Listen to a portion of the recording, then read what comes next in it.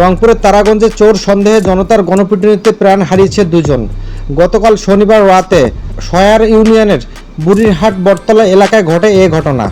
নিহতরা হলেন তারাগঞ্জ উপজেলার কুরসা ইউনিয়নের ঘনিরামপুরের রূপলাল দাস ও মিঠাপুকুর উপজেলার বালুয়াভাটা গ্রামের প্রদীপ দাস।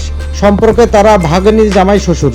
পুলিশ ও প্রত্যক্ষদর্শী সূত্রে জানা গেছে, রূপলাল দাসের মেয়ের বিয়ের কথাবার্তা চলছিল মিঠাপুকুরের শ্যামপুর এলাকার লালচাঁদ দাসের ছেলে দীপজল দাসের সঙ্গে। আজ রোববার বিয়ের দিন তারিখ ঠিক করার কথা ছিল। এই জন্য মিঠাপুকুর থেকে নিজের ভ্যান চালিয়ে প্রদীপ দাস রূপলাল দাসের বাড়ির দিকে রওনা হন। কিন্তু গ্রামের ভেতর দিয়ে রাস্তা না চেনায় প্রদীপ দাস সয়ার ইউনিয়নের কাজিরহাট এলাকায় এসে রূপলালকে ফোন করেন। সেখানে রূপলাল গিয়ে দুজনে রিকশা চড়ে ঘনিরামপুর গ্রামের দিকে রওনা হন। রাত 9টার দিকে তারাগঞ্জ কাজিরহাট সড়কের বটতলা এলাকায় পৌঁছলে ভ্যান চোর সন্দেহে তাদের দুজনকে কয়েকজন আটক করেন। এরপর সেখানে লোকজন জড়ো হতে থাকেন। এক পর্যায়ে প্রদীপ দাসের ভ্যানে থাকা বস্তা থেকে 4টি প্লাস্টিকের ছোট বোতল বের করেন লোকজন।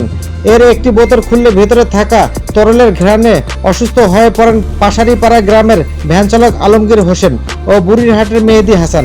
এতে লোকজনের সন্দেহ আরও বাড়ে। এরপর অজ্ঞান করে ভ্যান চুরির সন্দেহে তাদের মারধর শুরু করেন। বটতলা থেকে মারতে মারতে বুড়িরহাট উচ্চ বিদ্যালয় মাঠে নিয়ে আসা হয় তাদের। মারধরের এক পর্যায়ে অচেতন হলে সেখানে ফেলে রাখা হয়। পরে রাত 11টায় তাদের উদ্ধার করে পুলিশ তারাগঞ্জ উপজেলা স্বাস্থ্য কমপ্লেক্সে নিয়ে যায়। এ সময় তারাগঞ্জ হাসপাতালে কর্মরত চিকিৎসক রূপলাল দাসকে মৃত ঘোষণা করেন।